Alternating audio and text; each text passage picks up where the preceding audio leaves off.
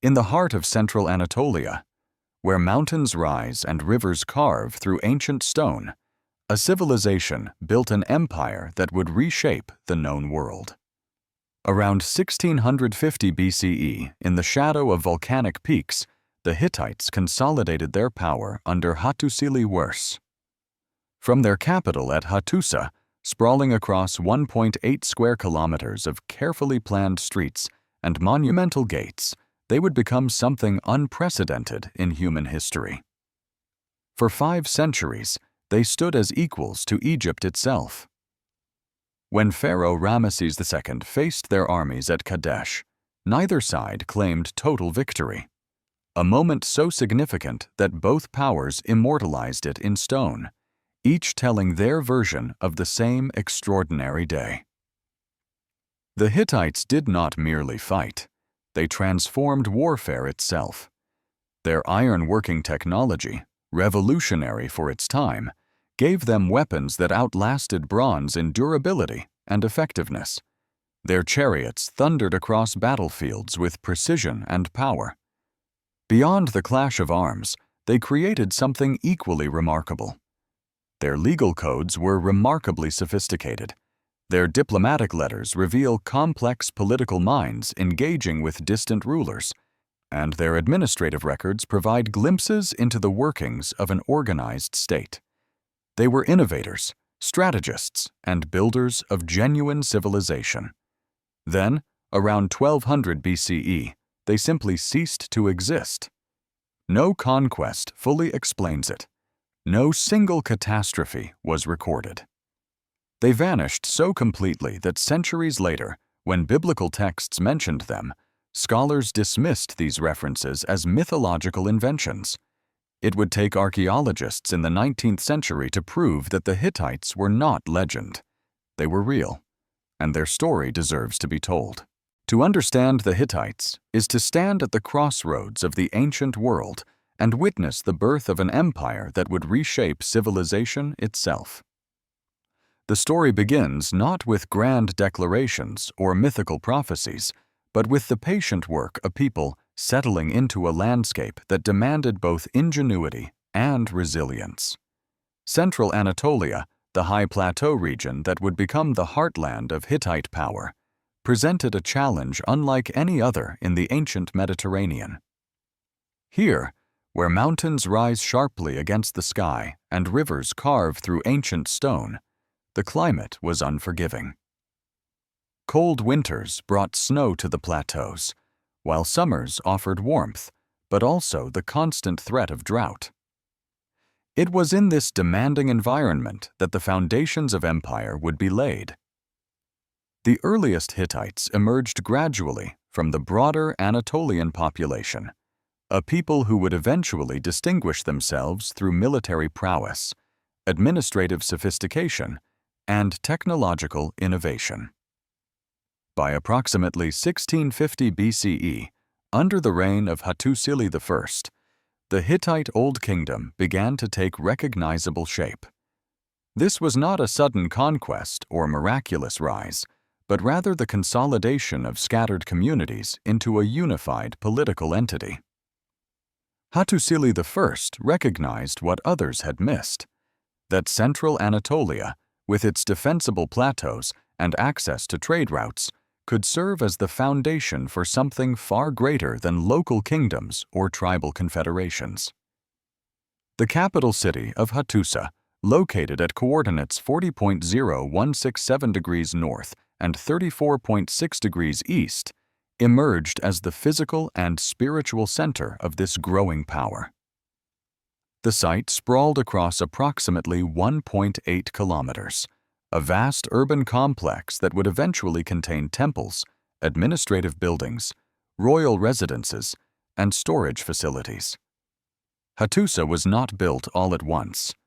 Rather, it grew organically as successive rulers added their own monuments and structures, each layer representing ambitions and achievements of different eras. The city itself became a statement of permanence and power, a declaration that the Hittites were here to stay. Contemporary with the consolidation of power in the capital, Other important centers flourished throughout the Hittite realm.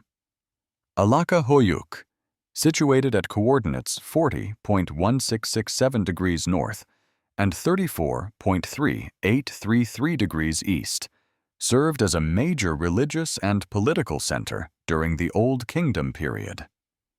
Archaeological excavations at Alaka-Hoyuk, conducted by excavators including Remzi Oz Aruk between 1935 and 1939, and later by Tahsin Özgüç during the 1950s and 60s, revealed evidence of sophisticated royal tombs containing extraordinary treasures of gold and silver.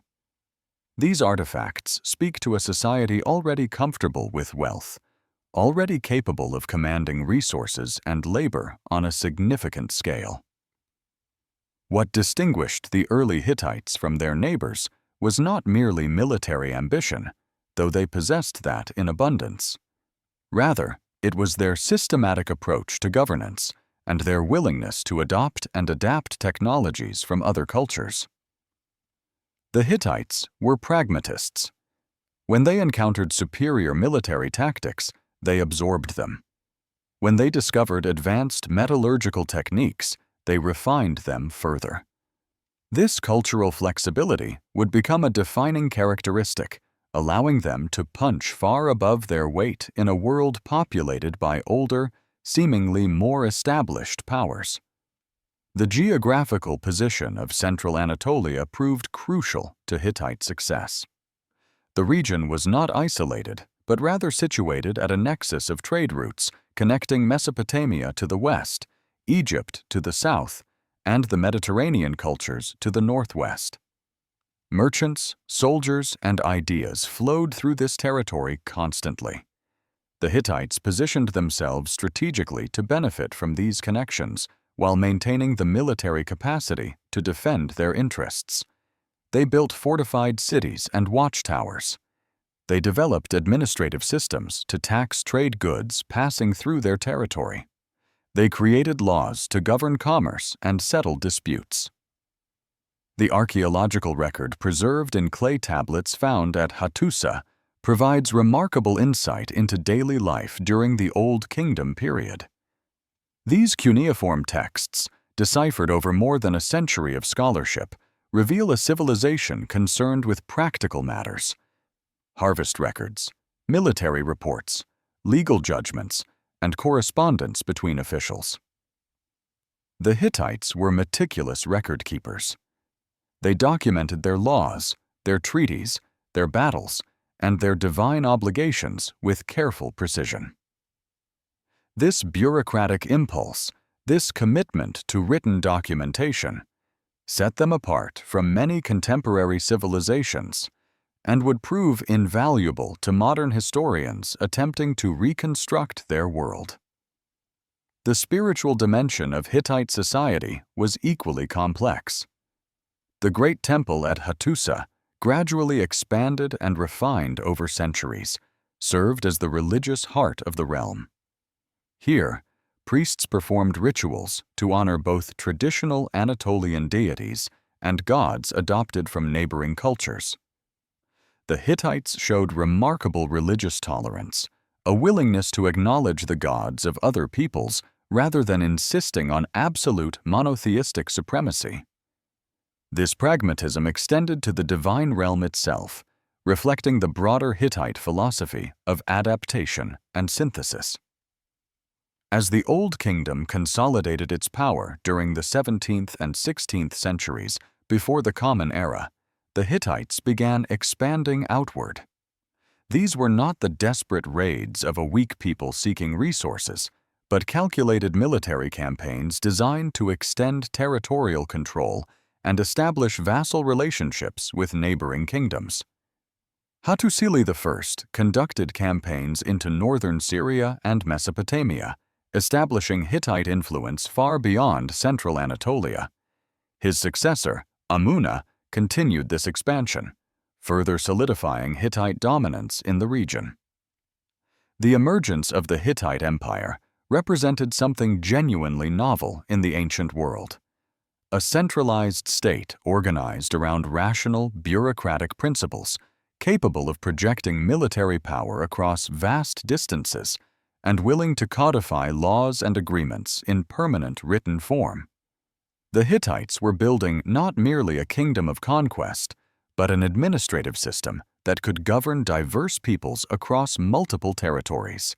This was governance as a science, as an art to be perfected through careful observation and systematic refinement. Yet the early Hittites also understood that military power alone could not sustain an empire indefinitely. They developed sophisticated diplomatic practices, exchanging letters with neighboring rulers and negotiating treaties that defined boundaries and obligations. These texts, preserved in the archives at Hattusa, reveal rulers who thought strategically about their place in the broader world. They were not isolated mountain dwellers, but cosmopolitan leaders aware of events in Egypt, Mesopotamia, and beyond. The stage was now set for the Hittite Empire to enter its greatest period of expansion and influence. The foundations had been laid. The capital had been established. The administrative systems had been developed. The military had been trained and tested. The spiritual traditions had been established. What remained was the transformation from regional power to genuine imperial force, a transformation that would occur during the subsequent centuries and reshape the entire ancient world. The consolidation of power that began under Hattusiliwit around 1650 BCE set in motion a transformation that would reshape the ancient world. What had emerged from the tumultuous Old Kingdom was not merely a stronger state, but a civilization poised to become one of the Bronze Age's greatest powers. Yet the path from regional consolidation to imperial dominance was neither swift nor inevitable. It required visionary leadership, military innovation, and an willingness to engage with the wider world through both conquest and diplomacy. During the centuries that followed the Old Kingdom's establishment, Hittite rulers expanded their sphere of influence with methodical determination. They pressed southward and westward, extending their authority over the fractious kingdoms and city-states that dotted Anatolia's landscape.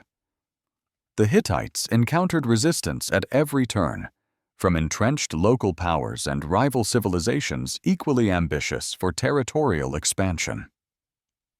Yet they possessed advantages that would prove decisive: an emerging mastery of ironworking that gave them superior metallurgical capabilities, chariots that revolutionized warfare across the ancient world, and administrative systems sophisticated enough to govern diverse territories.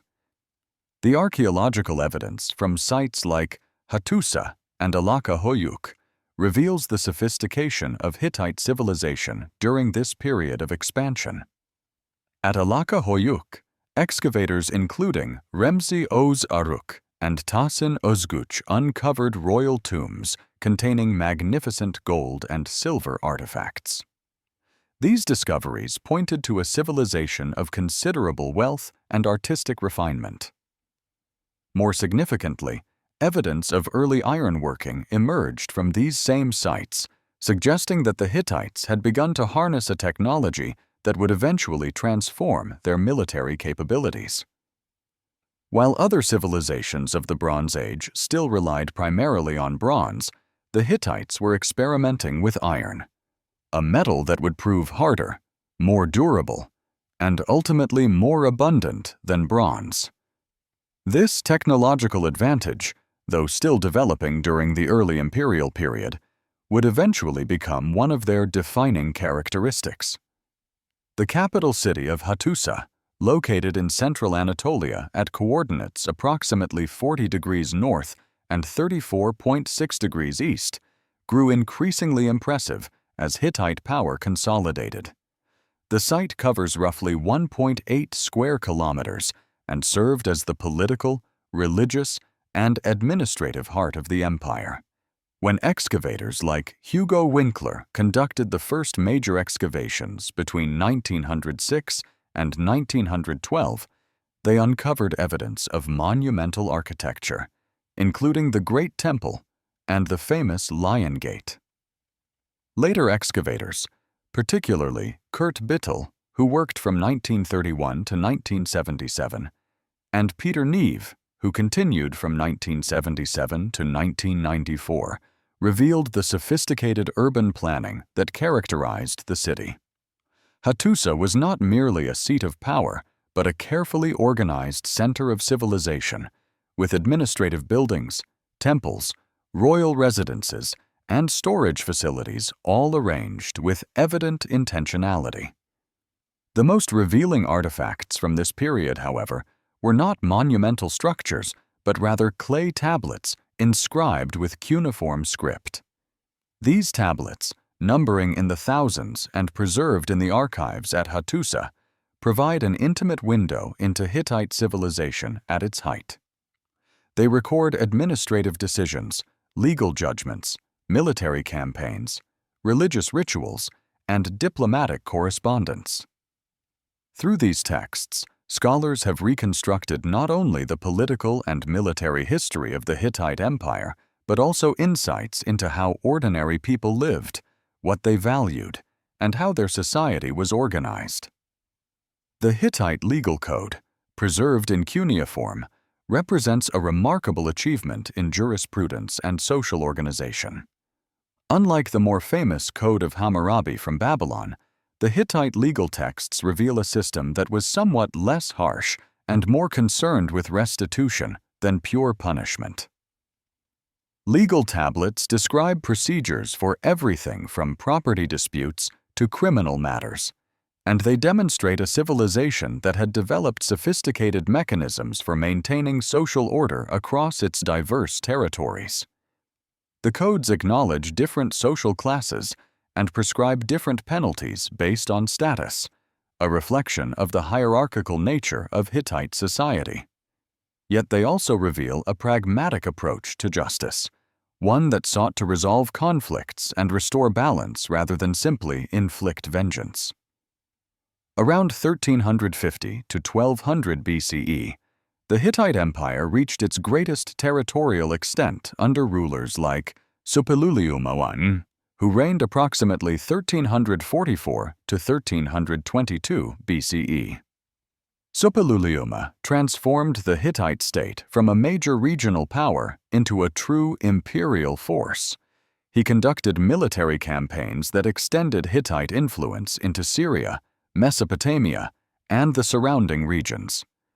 The cuneiform archives from this period, particularly the Amarna letters discovered in Egypt, reveal the extensive diplomatic network that connected Hittite rulers with their Egyptian, Babylonian, and Mitanni counterparts. These diplomatic texts show rulers negotiating treaties, arranging marriages between royal families, and exchanging gifts and tribute. The tone of these letters reveals how the great powers of the Bronze Age viewed themselves and each other as equals in a complex geopolitical system, each seeking advantage while maintaining the balance necessary for mutual survival. The reign of Suppiluliuma and his successors, including Mursili II and Hattusili III, represented the apex of Hittite power and sophistication. Yet this very period also contained the seeds of the crisis that would eventually overwhelm the civilization. The constant military campaigns required to maintain the empire drained resources. The need to govern diverse territories and populations demanded ever more complex administrative structures. The climate of central Anatolia, characterized by temperate conditions with cold winters and warm summers, was subject to periodic droughts and fluctuations in rainfall that could devastate agricultural production. These environmental pressures, scholars have noted, created vulnerabilities in even the most well-organized empires. The Hittite military machine itself represented one of the civilization's greatest achievements and most revealing characteristics. The Hittite chariot, pulled by teams of horses and carrying archers and spear-wielders, became the dominant weapon of Bronze Age warfare. Egyptian records from the period describe encounters with Hittite forces and acknowledge the formidability of their chariot tactics. The most famous such encounter occurred around 1274 BCE at Kadesh, where Hittite forces under Mursili II's command faced the Egyptian army led by Ramses II. The battle was fought to a standstill, with neither side achieving decisive victory. This confrontation, documented in both Egyptian and Hittite inscriptions, represents one of the first military engagements in history to be recorded in detail by both combatants. The standoff at Kadesh led ultimately to a remarkable diplomatic achievement. Around 1259 BCE, Hattusili III and Ramses II negotiated a treaty that established peace between the Hittite and Egyptian empires. This treaty, preserved in both Egyptian and Hittite versions, is recognized by scholars as the first known peace treaty in history. The document established mutual defense obligations, outlined procedures for handling disputes, and sealed the agreement with royal marriages between Hittite and Egyptian families. The existence and content of this treaty reveal a sophisticated understanding of international relations among Bronze Age powers. It demonstrates that even mighty civilizations could recognize mutual benefit in peace and cooperation. Yet even as the Hittite Empire stood at the height of its power and diplomatic sophistication, forces were gathering that would ultimately overwhelm it. The exact causes of the Hittite collapse remain debated among scholars, with different interpretations emphasizing different factors. Around 1200 BCE, the Hittite Empire experienced catastrophic collapse. The capital city of Hattusa was destroyed, its palaces burned, its administrative archives abandoned. The centralized authority that had held the empire together fragmented, and the unified Hittite state ceased to exist as a political entity. Some scholars, particularly those influenced by Eric Klein's comprehensive study, emphasize environmental factors in explaining the Bronze Age collapse that affected not only the Hittites, but multiple civilizations around 1200 BCE. Extended droughts, it is argued, would have devastated agricultural production across the eastern Mediterranean and Near East. Food shortages would have triggered population movements, migrations of peoples seeking new lands and resources.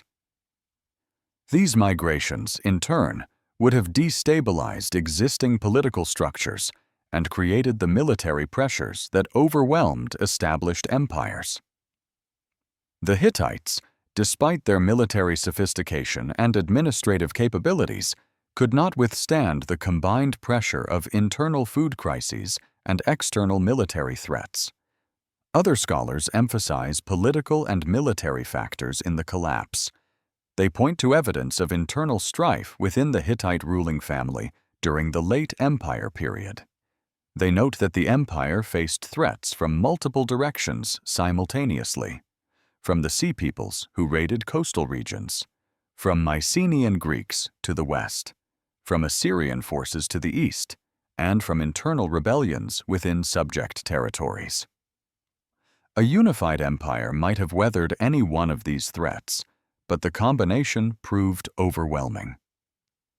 The administrative system, however sophisticated, could not coordinate responses to multiple simultaneous crises. The military, however formidable, could not defend all frontiers at once. The archaeological evidence from Hattusa itself tells a story of sudden catastrophe. The layers of ash and burned debris that excavators encountered during their work at the site reveal a city that had been destroyed by fire.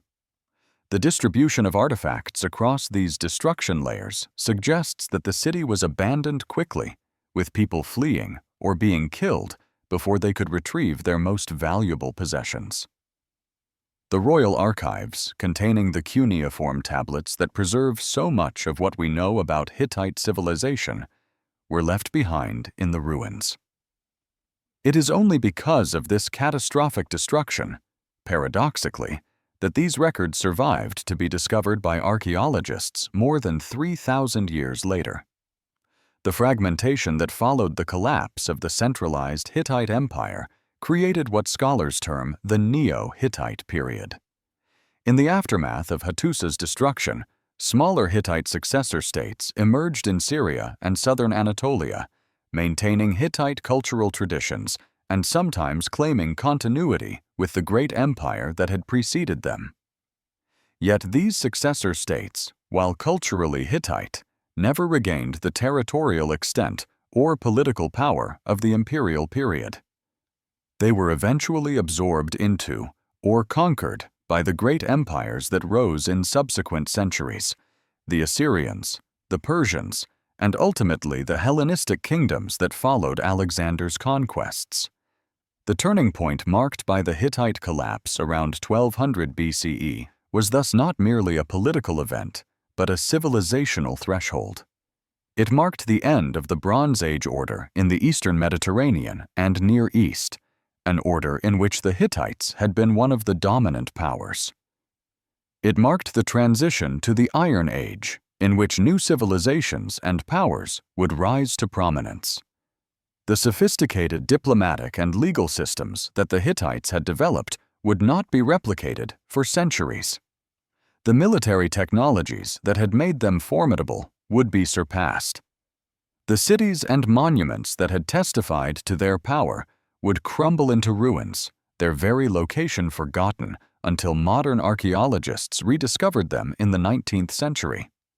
Yet in their collapse lay the seeds of their unexpected immortality. Unlike civilizations that faded gradually into assimilation and forgetting, the Hittites disappeared so completely that their very existence was lost to history. The biblical and classical texts that mentioned them were so garbled and obscure that scholars of the 19th century could scarcely recognize them.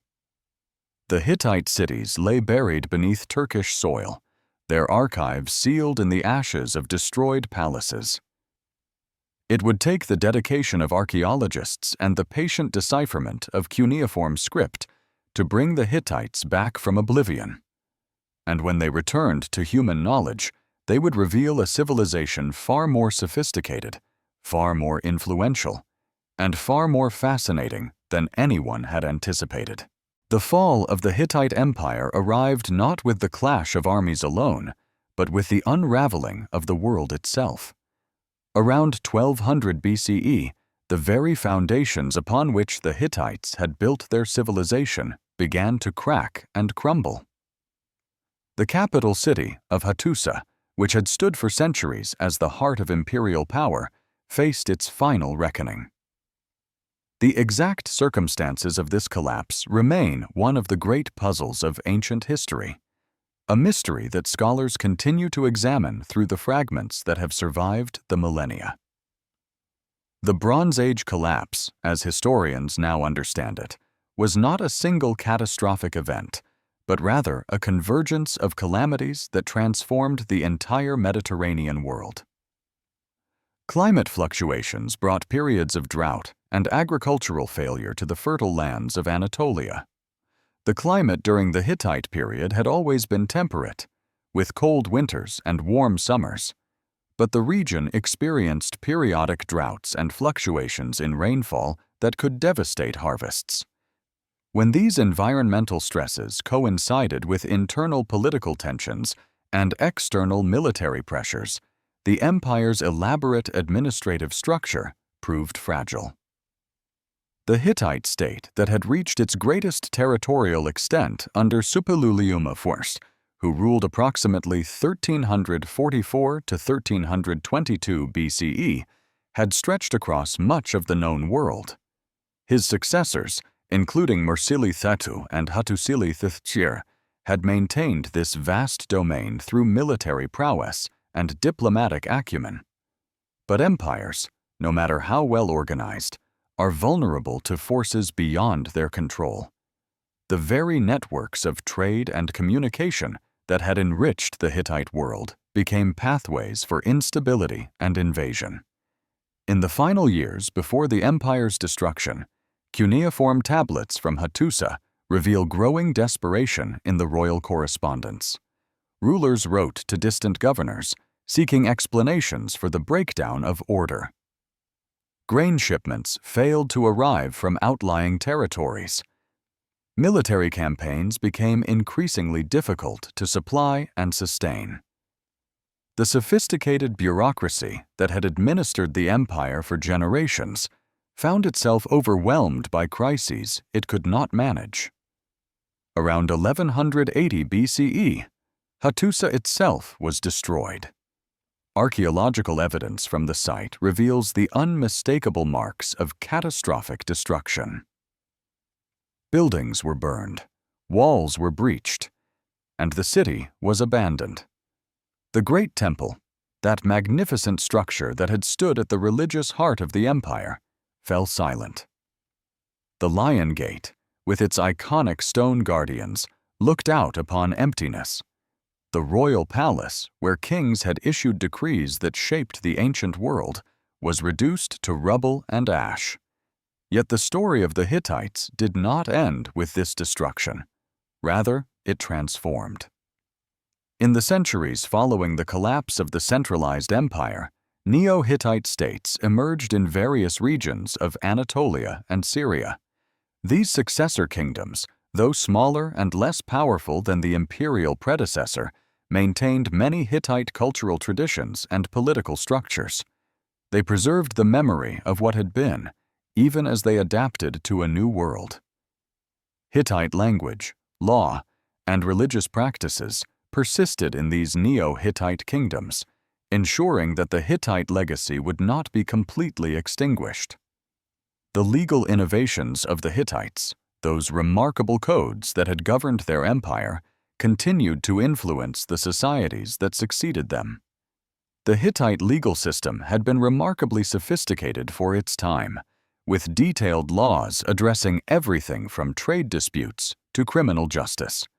These laws were inscribed on tablets and preserved in the archives at Hattusa. Long after the empire fell, the principles embedded in these legal texts would echo through history, influencing later legal systems and demonstrating the enduring power of written law. The technological achievements of the Hittites proved equally durable. Their mastery of ironworking, which had given them military advantages over competitors who still relied primarily on bronze, represented a genuine technological revolution.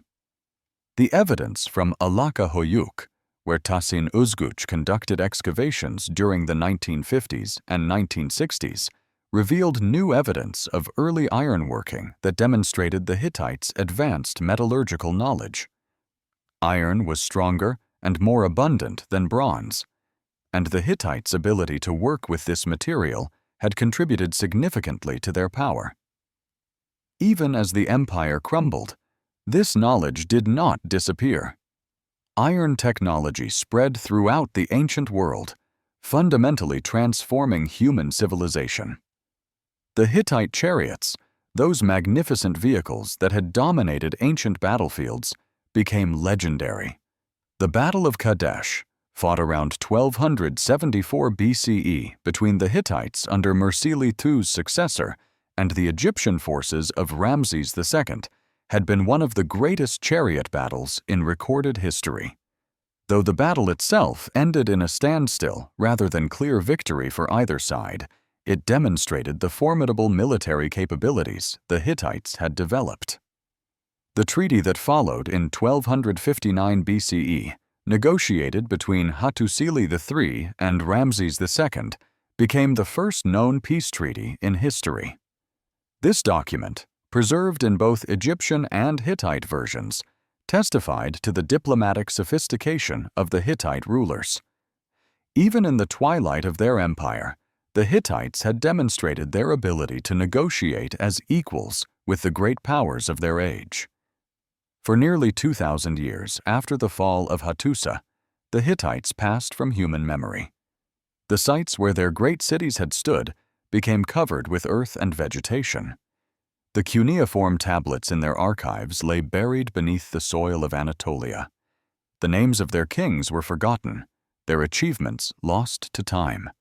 The written records that might have preserved their memory were hidden from the world. waiting in darkness for rediscovery. The resurrection of Hittite history began in the 19th century, when European scholars and archaeologists turned their attention to the ancient Near East. In 1882, Hugo Winkler, a German Orientalist, began excavations at the site known locally as Boazkale in central Anatolia. The coordinates of this location, 40.0167 degrees north and 34.6 degrees east, marked the place where ancient Hattusa had once stood. What Winkler found there would revolutionize understanding of the ancient world. Winkler's excavations, which continued from 1906 to 1912, unearthed thousands of cuneiform tablets. These tablets, written in the Hittite language and in other languages of the ancient Near East, contained the administrative, legal, and diplomatic records of a great empire. Among the most significant discoveries were the royal archives, which preserved correspondence between Hittite kings and their counterparts in Egypt, Babylon, and other great powers. These letters, written on clay tablets and preserved for more than 3,000 years, provided direct evidence of the diplomatic world of the ancient Near East. The significance of these discoveries cannot be overstated. The cuneiform tablets from Hattusa provided scholars with unprecedented insight into the political, military, and cultural life of an ancient civilization. Legal texts revealed the sophistication of Hittite jurisprudence. Administrative documents showed how the empire was governed. Diplomatic letters demonstrated the complex relationships between the great powers of the Bronze Age. Religious texts illustrated the spiritual life of the Hittite people. Military records described campaigns and battles. These tablets, fragile pieces of fired clay, had preserved the voice of an entire civilization. The great temple at Hattusa, which had been excavated and partially reconstructed, revealed the religious architecture and practices of the Hittites. The site covered approximately 1.8 square kilometers, making it one of the largest cities of the ancient world. The monumental architecture uncovered there testified to the wealth, power, and organizational capabilities of the Hittite state. The Lion Gate, with its iconic guardian figures carved in stone, had greeted visitors entering the city for centuries before its final destruction. These physical remains, combined with the written records, allowed modern scholars to reconstruct a picture of Hittite civilization that had seemed lost forever. Subsequent excavations at Hattusa under Kurt Bittel, who worked at the site from 1931 to 1977, and later under Peter Neve, who conducted excavations from 1977 to 1994, continued to reveal new evidence of the Hittite world. New cuneiform tablets were discovered, adding to the corpus of known texts. Evidence of advanced urban planning emerged, showing how the Hittites had organized their capital city. Archaeological layers revealed the succession of occupations and destructions that marked the site's history. The site of Alaka Hoyuk, located at coordinates 40.1667 degrees north and 34.3833 degrees east, provided additional evidence of Hittite civilization. Excavations by Remzi Ozaruk from 1935 to 1939, and later by Tahsin Özgüç during the 1950s and 1960s, revealed royal tombs containing gold and silver artifacts of extraordinary beauty and craftsmanship.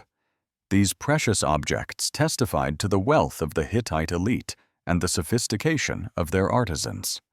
The evidence of early ironworking found at Alaka Hoyuk demonstrated that the Hittites had been pioneers in the development of iron technology. The rediscovery of the Hittites transformed historical understanding in profound ways. Scholars realized that they had been dealing with an incomplete picture of the ancient world. The great empires and civilizations that had been known from Egyptian and Mesopotamian sources were not the only major powers of the Bronze Age. The Hittites had been their equals, and in some respects, their superiors. The Hittite Empire had extended across a vast territory, encompassing modern-day Turkey and parts of Syria and Mesopotamia. Its political influence had reached into Egypt, where Hittite and Egyptian rulers exchanged diplomatic correspondence as equals. The question of Hittite influence in the Aegean world remains debated among scholars.